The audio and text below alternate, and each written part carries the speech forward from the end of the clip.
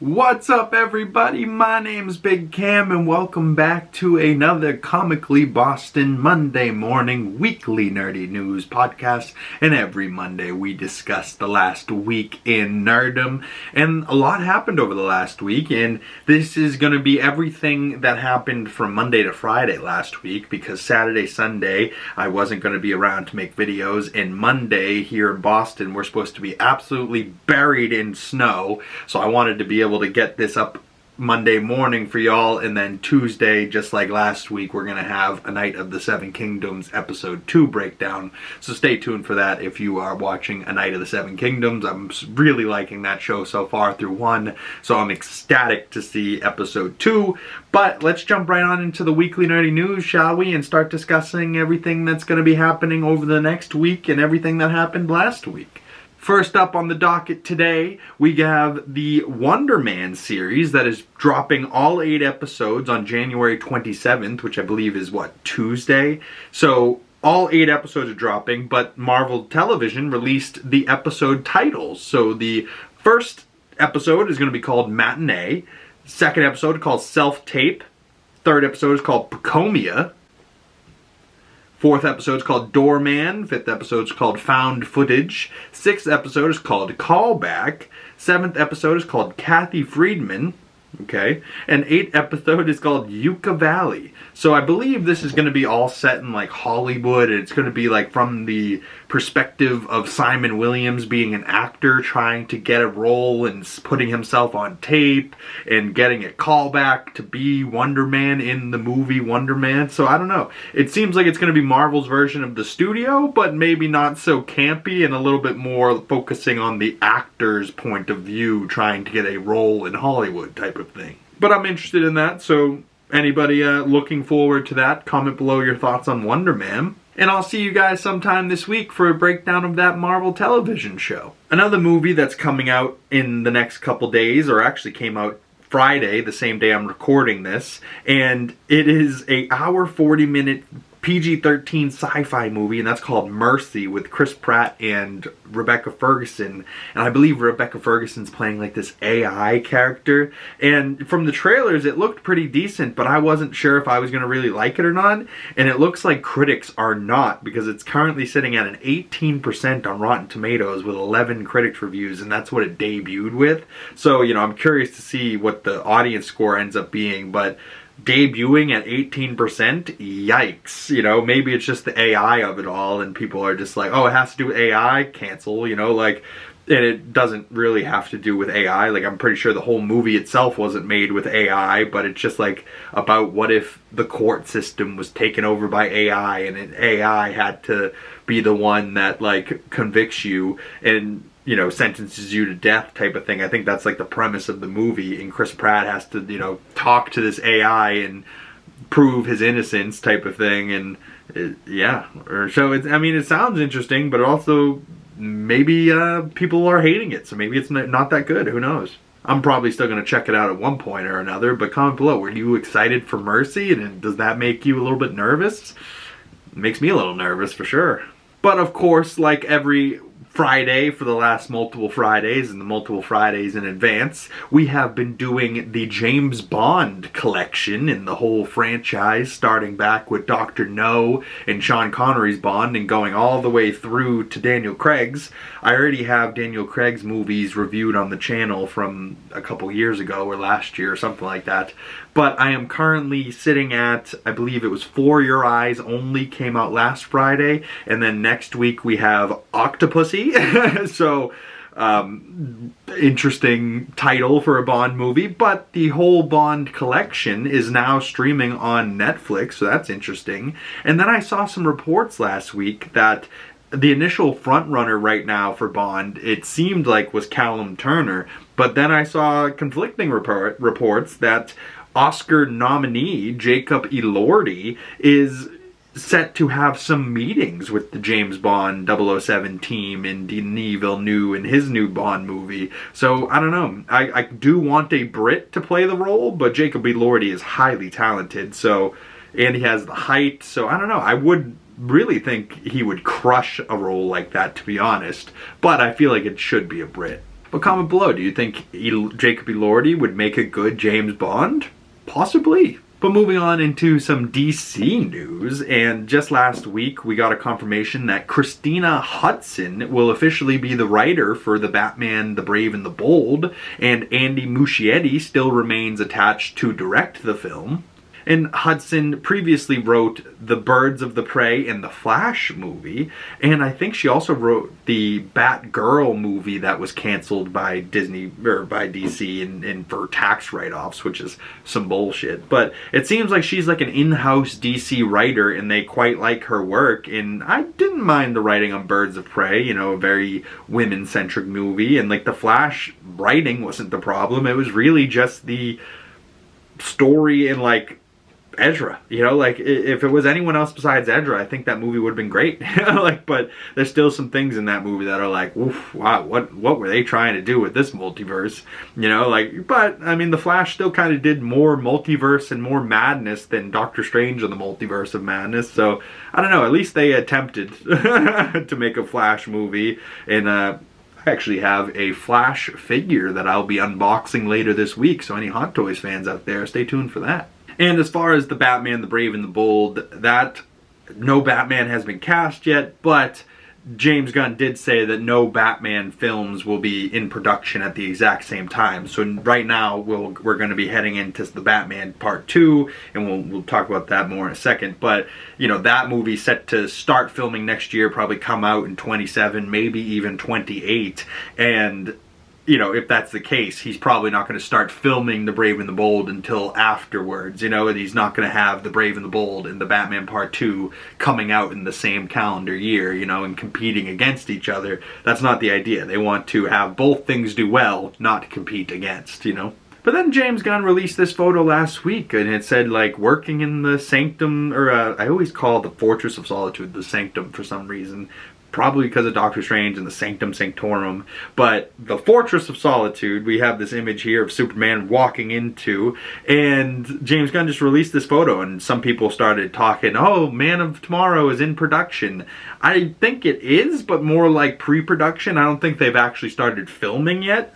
This could be the case, but I don't think so. I think this is just like a older picture that he's posting, you know, now for some reason. But then he also put out the Superman script, you know, and the not the Man of Tomorrow one, the, you know, Superman 1, the movie that's already done. He put out the script for people just to be able to read, you know, and I like that directors do that, and just like, you know, big fans of acting and shit. Like, I might go through and read that whole thing and try and like memorize a scene and see if I got what it takes to even do that, you know? Like, I've never tried to memorize a script before, so I don't know, maybe I won't be able to do it at all. Maybe I'll be good at it. Who knows? You know, I do have this like weird photographic memory where I see something and then like the image is stuck in my head for as long as it needs to be there, you know, and it just gets filed away. But speaking of the Batman Part 2, like I was a second ago, the Batman Part 2 begins filming March 2nd and currently has Pattinson coming back, Colin Farrell, Scarlett Johansson, Sebastian Stan as Harvey Dent, Jeffrey Wright will be back as Jim Gordon, Andy Serkis will be back as Alfred, and Barry Keoghan should be returning as the Joker. Now, not on that list, no Paul Dano, so maybe the Riddler is not going to be in this film at all, but maybe Harvey Dent and the Joker will be a bigger thing, and maybe whoever Scarlett Johansson's playing, maybe Harvey Dent's wife, maybe, you know, a different character altogether, maybe Mask of the Phantasm, who knows. But I know I'm desperately waiting for the Batman Part 2, and then just today, on Friday when I'm recording this, so Monday when this comes out, it might be a couple days old, but I wanted to talk about it nonetheless, this little teaser trailer, not too much more footage, but James Gunn put out another little teaser trailer for Supergirl, and this is the new footage here. Okay, this does not look like this is gonna end well for you guys.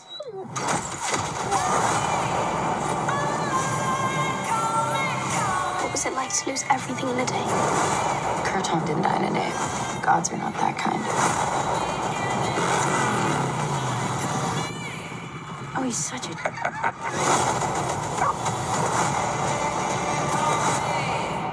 Alright, very interesting, that little teaser trailer there, only about 30 seconds, but there is a couple of shots that we have not seen before, and one of them being Lobo, which we'll talk more about in a second, because James Gunn also put out a Jason Momoa Lobo trailer, which I thought was hilarious, but it looks like he's on a real motorcycle there, doing like a little burnout, driving through fire. Yeah, Lobo's the man. But it also looks like, you know, that same type of vibe, and she's talking to those guys like, this isn't gonna end well for you, and then she's talking to her little companion there, and she's like, what was it like for Krypton to die in a day? And she's like, oh, it didn't die in a day, the gods are not that nice. But then we see, it looks like Krypton getting encased by a ball of energy?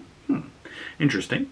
But we see some new shots other than Lobo, which we'll talk more about in a second. We see a shot of Crypto there without his cape. No collar, no cape, just the white fluffy dog barking. And it's like, where's his cape? Why include that shot? And not have me worried about the fucking dog, you know? Like, maybe he won't die, but maybe we'll just see his collar and his cape somewhere and then be like, oh no, Crypto's dead. And then he'll come back just, you know, not wearing it. But I don't know, he looks fucking naked. I mean, my dog, personally, Bodie Boy, my Frenchie, he doesn't wear a collar in the house because, you know, he's got a flat head anyways. He'll probably just fall off.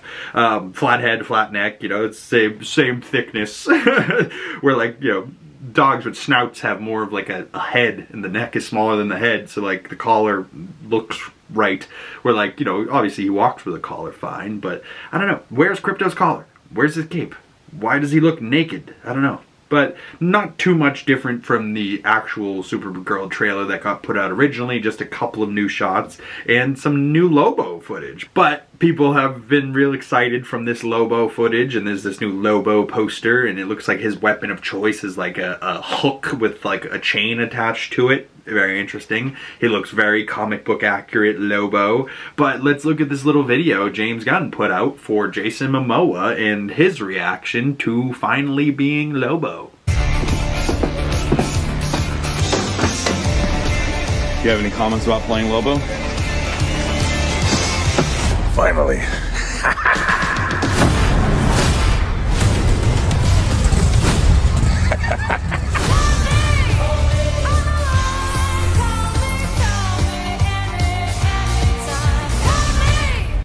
This film's not yet rated. I know that's going to be a pain in the ass for them. They might end up having to make this movie rated R just because Jason Momoa is smoking a stogie. And it feels right, though. You can't have friggin' Lobo without the stogie. Come on now. But Jason Momoa just walking out of his trailer with the stogie in hand, he looks like Lobo just as is. So, you know, you put the extra makeup, the extra costume on him and let him get on a space hog. This guy is Lobo. Way more than he ever was friggin' Aquaman. Come on. He made the coolest looking Aquaman, but he's now hit the right character. You know, like, Lobo is Jason Momoa. Jason Momoa is Lobo. You know, absolutely love to see it. And we can see his little weapon of choice here. His, like, hook with, like, a chain attached to it. He's got, like, the chain around his gauntlets, it looks like. His gauntlets have little spikes on them as well. His cape's flowing in the background on his motorcycle tire with this, like, energy fire pushing out the back of his motorcycle. That's very cool. And then it looks like he comes flying through this, like, fire and then parks and just kind of like, ha-ha. And it looks like Supergirl goes like, ah, not you, or something. And it cuts over to him just like, you know, taking the stogie out of his mouth and just like, ha-ha. And then this image here, somebody 4K'd up the resolution and just the details of this. And like, this is how it's going to look probably in theaters. You know, like the jacket has like little studs on it. His flowing hair is all crazy. He's got the black around the eyes, the red contacts, a little bit of blood. He's got like, you know, scarring maybe around the sides of his face. Yeah, maybe fangs, like he's some type of like vampire or something. I don't even know what Lobo's origin story is, but it might as well just be whenever Jason Momoa was born, so was Lobo. I am so here for this. I can't wait to see more footage of Lobo and get to know more about what Supergirl as a film is about. But we're less than 6 months out for that. June 26th. I cannot wait. James Gunn. Oh, that's not even a James Gunn film, right? Like, but it's his universe, and I can't wait to see more of this DC universe. I can't wait to see more of Peacemaker, more of Superman, whatever comes out next for DC, whether it's Lanterns or Supergirl, I am totally here for. And, you know, then the next year after that, we're going to get Man of Tomorrow and maybe the Batman Part 2 in the same year. Batman and Superman in the same year for DC? That's going to be massive. I can't wait. Oh, so much fun. But now that we've talked some news, we've talked DC, I don't think there's any real Marvel news this week, but the Oscars is going to be coming up in March too, and I'm a big Oscars person, so if you don't want to hear this, you know, whatever, do your thing. But the most nominations for a movie or any of the films at the Oscars in 2026, Sinners breaks the record with 16 nominations. One Battle After Another had 14, Frankenstein had 11, Marty Supreme had 10, Hamnet had 9, and I believe the past record was 14 or 15, and Sinners now broke that record with 16. Wow, congrats to Sinners. And of course, Sinners and One Battle After Another are probably going to be the two films in my mind that should be fighting for Best Picture, but I did see also that Delroy Lindo got a nomination for Best Supporting Actor, so shout out to Delroy. I hope he ends up winning that, because the role of Delta Slim in Sinners, he absolutely crushed it. He has one scene where he takes a sip of alcohol and he's like, motherfucker, I'll smack you upside your head. And he's like, oh, and like just the way he did it, I was like, oh, I love this guy so much. I could watch Delta Slim, you know, fuck about on his piano all day. But a couple of little Oscar snubs. Superman got 0 nominations now, and I'm not saying Superman deserves Best Picture or, you know, Best Actor for David Cornsweet. No. Best Supporting Actor for Lex Luthor? I think absolutely Nicholas Hoult deserves that. Maybe even Best Supporting Actress for Lois Lane. Like, for Rachel Brosnahan, I think would absolutely deserve it.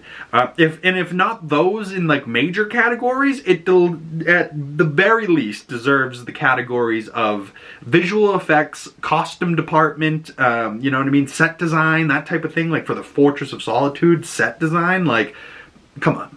Come on now, you know, absolutely 0 nominations is, I feel, very snubby. And like I said, maybe not in the major categories, but Superman deserved something, at least visual effects. And it probably will still lose to Avatar Fire and Ash, because, I mean, that movie's entirely visual effects. But come on now, that's rude of the Oscars to just fully snub it. Like, just because why? It's a superhero film, so it doesn't get even remotely looked at? Like, come on now. And another one that I feel like got snubbed, Wicked for Good received 0 nominations this year after Wicked received, I think, at least 10 last year.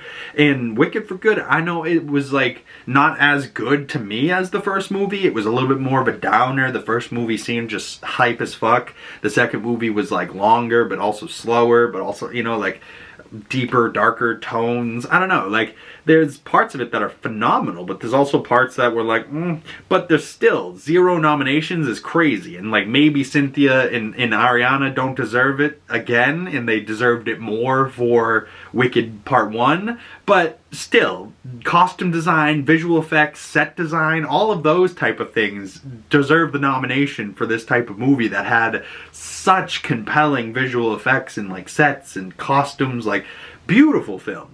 Even if it wasn't my favorite film of the year, Wicked for Good is still beautiful. And, you know, it should get the noms where it deserves it, you know, like in the costume department. You know, it seems a little crazy to me.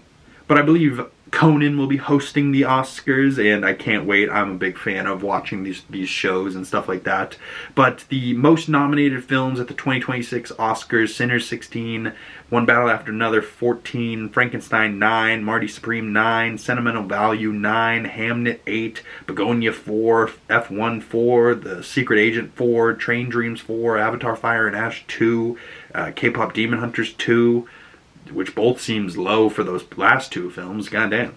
But Frankenstein being nominated for 9 Oscars: Best Picture, Best Supporting Actor, Best Adapted Screenplay, Cinematography, Original Score, Costume Design, Makeup and Hairstyling, Production Design, Sound. You know what's crazy is that it didn't get nominated for Best Director. It gets nominated for Best Picture, but not Best Director for Guillermo del Toro. That's completely fucked. And it's completely fucked that Oscar Isaac didn't get a single fucking nomination for his work here either. Like, I mean, Jacob Elordi deserves to not only get nominated, but win for Best Supporting Actor. But, you know, not even get a nomination for Best Director or Best Actor? Like, that's crazy work right there. You know, and Frankenstein's one of the best films of the year, for sure. I mean, it was in my top 4, I think, of 2025, you know. But just to run through some of the nominations and who I think will win, Best Animated Feature will probably be K-Pop Demon Hunters, just because of how much of a global hit that was, even though I haven't seen it. But, you know, them kids, man, and all those adults voting in the Academy, they're all going to vote for their kids. Oh, my kids loved K-Pop Demon Hunters, so that's probably going to win. Best Costume Design, I hope Frankenstein wins. Best Makeup and Hairstyling, I also hope Frankenstein wins. I mean, just for Jacob Elordi's The Creature is unbelievable, but the whole costume department, all the way through, Mia Goth's character, gorgeous. Gorgeous costumes. Best Writing for Original Screenplay should probably go to Ryan Coogler in Sinners. Best Writing for an Adapted Screenplay should probably go to Paul Thomas Anderson in One Battle After Another. Best Casting, I would probably give it to Sinners. That cast from top to bottom absolutely nails it. Haley Steinfeld, 2 Michael B. Jordans, Woomy, Jack O'Connell, like, oh, absolutely crushed it. The guy who plays Cornbread, Delroy Lindo as well, like, casting, I think, should go to Sinners. Best Music Original Song should probably go to I Lied to You for Sinners, but in actuality it will probably go to Golden from K-Pop Demon Hunters. Best Sound, I think, should probably go to F1. It's one of the few things that movie did exceptionally well. Best International Feature Film will probably go to The Secret Agent with Wagner Moreira. Best Film Editing will probably go to F1, if it was up to me at least, my predictions. Best Production Design should definitely go to Frankenstein and that unbelievable set. Best Visual Effects will probably go to Avatar Fire and Ash, because that entire film is pretty much visual effects. Best Cinematography, some of the shots in One Battle After Another are absolutely unbelievable, but so are Sinners, so those two probably could win Best Cinematography for me. Best Music, Original Score, definitely goes to Sinner. The little opening shots of Sinners and that little, you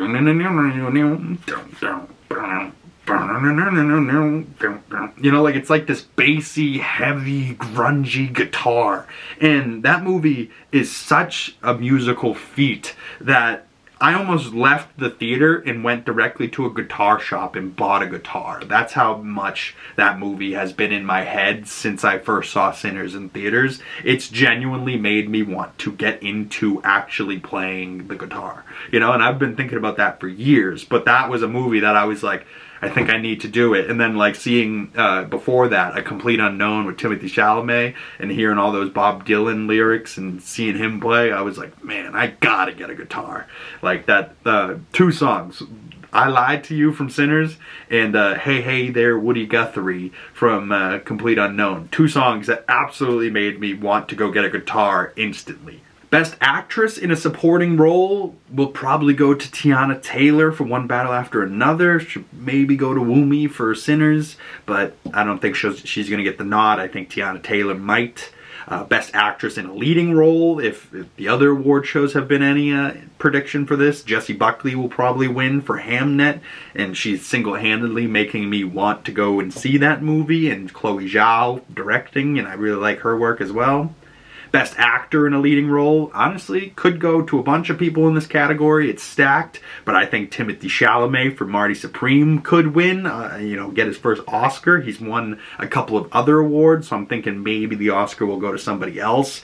But, Best Actor in a Leading Role, it could go to Leonardo DiCaprio, Ethan Hawke, Michael B. Jordan, or Wagner Moura for The Secret Agent, so it could go to any of those people, really. Like, I'm pretty sure all 5 of those categories, all 5 of those movies are very good, and all those actors are exceptional.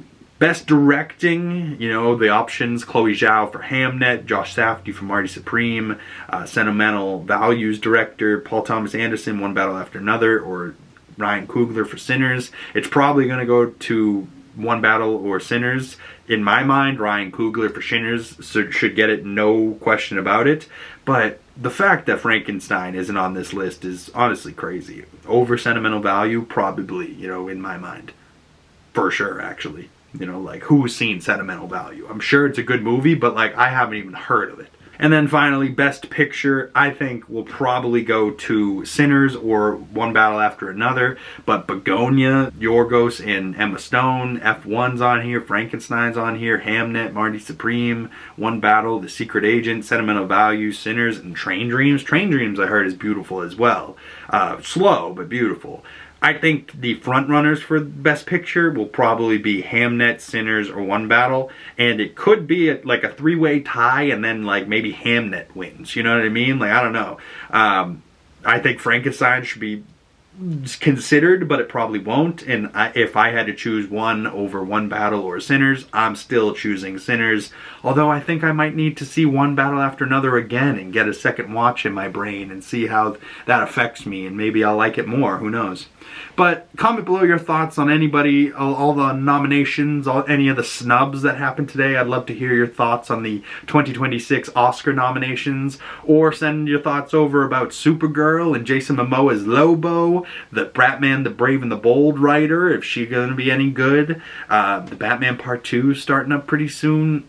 James Bond still out there, and more James Bond movie reviews coming out on Friday, so stay tuned for Octopussy coming out later this week, and Wonder Man will be dropping on Tuesday, so make sure you guys hit that bell so you don't miss that breakdown and reaction when the breakdowns for Wonder Man drops on the channel. But this has been another weekly nerdy news. Thank you guys so much for sticking around. If you would like to send your thoughts to my other social medias, links for those down in the description below. And if you made it this far into the video and you'd like to support the channel, the best way of doing that is dropping a like on this video, commenting down in the comment section below, subscribing if you haven't already, and make sure you hit that bell so you get the notifications every week when the new Weekly Nerdy News podcast drops, and Comically Boston breakdown episodes come out for A Night of the Seven Kingdoms on Tuesday. Stay tuned for all that, y'all. More content coming in the future. Hot Toys figure unboxings over the weekend.